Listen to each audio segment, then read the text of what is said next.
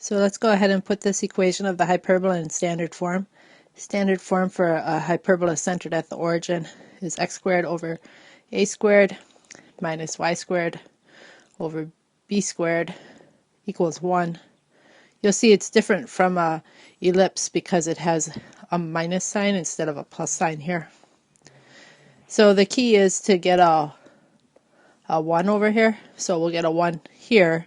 We'll divide both sides of the equation by 36.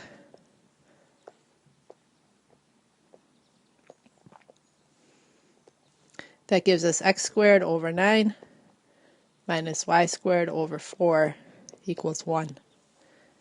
So the 9 tells us that in the x or horizontal direction we'll be going 3 to the left and 3 to the right and putting a point down. So let's go ahead and do that.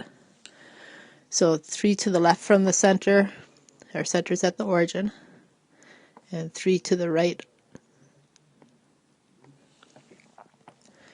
Okay, the 4 tells us that in the vertical or y direction we can go 2 up and down, but these will just be points on a rectangle.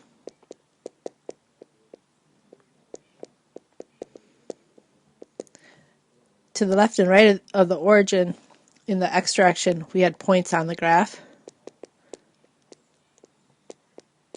but the minus makes it so that when we go 2 up and 2 down we don't have a point on the graph. However, we do get points on a rectangle we'll make. So I'll make a rectangle through those 2 points and also through the points on the graph. So this rectangle actually has diagonals which are asymptotes of the hyperbola. So I'm going to go ahead and draw those diagonals. So these diagonals are asymptotes, and the 2 points that we started with then continue on and form our hyperbola as it approaches the asymptotes. So that's as much as we'll be doing for graphing hyperbolas. So the first variable squared gives you actual points on the graph.